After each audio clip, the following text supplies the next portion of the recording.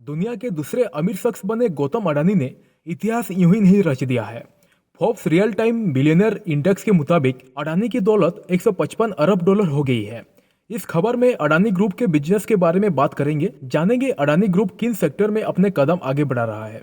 Adani group का कहना यह है कि 5 साल में अपनी सीमेंट बनाने की क्षमता को बढ़ाकर 14 करोड़ टन करने की योजना बना रहा है। कंपनी की अपने नए अधिग्रहित सीमेंट कारोबार में 200 अरब रुपए लगाने की योजना है। बता दें कि अडानी ग्रुप ने मई में स्विट्जरलैंड की होल्सिम लिमिटेड से अंबुजा और एसीसी सीमेंट को खरीदा था। इसके चलते अडानी ग्रुप भारत की दूसरी सबसे बड़ी सीमेंट बनाने वाली कंपनी बन गई। अडानी ग्रुप की cement production capacity 6.75 crore tonne हो गई है। सीमेंट ग्राइंडिंग फैसिलिटी के पास साल में 20 लाख टन की कैपेसिटी है। इसने अक्टूबर 2014 में काम करना शुरू किया था।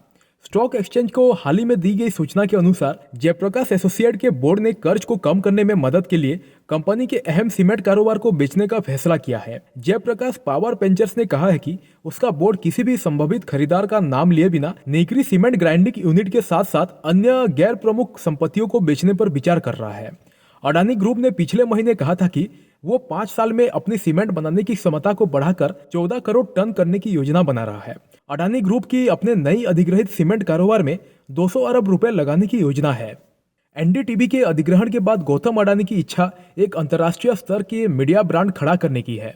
अडानी की नई media company AMG media network limited 1 महीने पहले ही एनडीटीवी का अधिग्रहण किया था। फाइनेंशियल टाइम के साथ एक इंटरव्यू में उन्होंने कहा कि अंतर्राष्ट्रीय मीडिया चैनलों के मुकाबले भारत के पास कोई बड़ा अंतर्राष्ट्रीय चैनल नहीं है। अडानी से इंटरव्यू में पूछा कि आप क्यों एक मीडिया कंपनी को स्वतंत्र रूप से अंतर्राष्ट्रीय प्लेटफॉर्म पर नहीं देखना चाहते। अडानी ने कहा कि अगर उनके समूह का मूल्यांकन किया जाए तो अडानी समूह इतना बड़ा है कि अंतर्राष्ट्रीय मीडिया ग्रुप बनाना समूह के लिए छोटी बात होगी। एनडीटीवी के अधिग्रहण से पहले एएमजी मीडिया नेटवर्क लिमिटेड ने business news platform BQ prime को भी खरीद लिया था।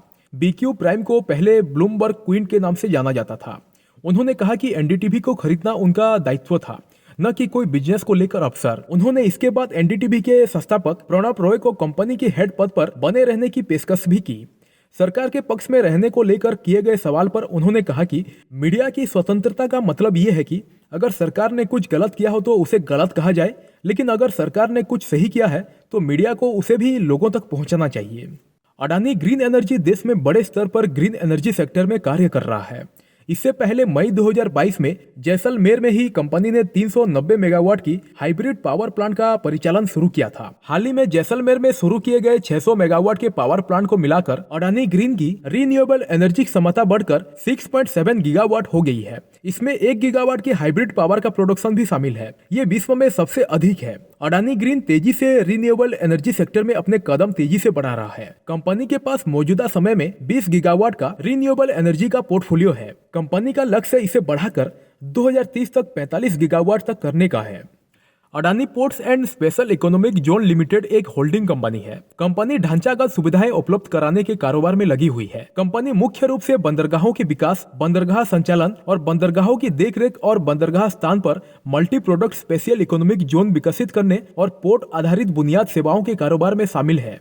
कंपनी के व्यवसाय को पोर्ट, विशेष अधिक क्षेत्र की गतिविधियों और अन्य गतिविधियों के सेगमेंट में बांट सकते हैं। कंपनी की अन्य गतिविधियों में मुख्य रूप से विमान परिचालन आय, भारत सरकार के साथ समझौते के मुताबिक सेवा, रेल मंत्रालय के विशिष्ट रेलवे मार्गों और मल्टी मॉडल कार्गो भंडारण सह रसद सेवाओं पर ट्रेनों, विभिन्न कंटेनर की आवाजाही के लिए इनलैंड कंटेनर डिपो की विकास शामिल है।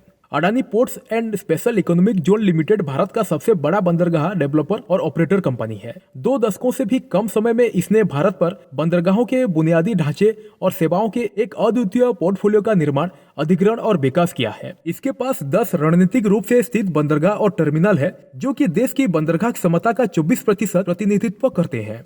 ये बड़ी मात्रा में माल का संचालन करते हैं और ये दर्शाते हैं कि जब राष्ट्रीय जरूरत को पूरा करने की बात आती है तो अडानी के बंदरगाहों को स्केल, विस्तार और गति के साथ तैयार किया जाता है। अडानी पोर्ट्स के शुद्ध लाभ में 22% की गिरावट आई है। वहीं आमदनी में बढ़ोतरी दर्ज की गई है। कंपनी का कुल व्यय 31 मार्च 2021 को समाप्त तिमाही के 2526 करोड़ रुपए से बढ़कर 31 मार्च 2022 को समाप्त तिमाही में 3309 करोड़ रुपए हो गया। अडानी पावर ने 2022-23 की पहली तिमाही अप्रैल जून के लिए अपने नतीजों का ऐलान किया है। इस अवधि में कंपनी के मुनाफा 16 गुना बढ़ गया है। अडानी पावर के मुताबिक इस अवधि में कंपनी का मुनाफा 1619% बढ़कर 4,780 करोड़ रुपए रहा है, जबकि बीते वर्ष 2021-22 की इसी तिमाही में मुनाफा 278 करोड़ रुपए रहा था। इस अवधि में कंपनी का इनकम दोगुना बढ़ गया। कंपनी का इनकम 15,509 करोड़ रुपए रहा है, जबकि बीते वर्ष इसी तिमाही में 7,213 करोड़ रुपए रहा था। अप्रैल से जून तिमाही में कंपनी का रेवेन्यू 109% बढ़कर 13,723 करोड़ रुपए रहा है, जो बीते वर्ष 6,568 करोड़ रुपए रहा था। कंपनी का EBITDA पहले तिमाही में 227% बढ़कर 7,506 करोड़ रुपए रहा है, जो एक साल पहले 2,292 करोड़ रुपए रहा था।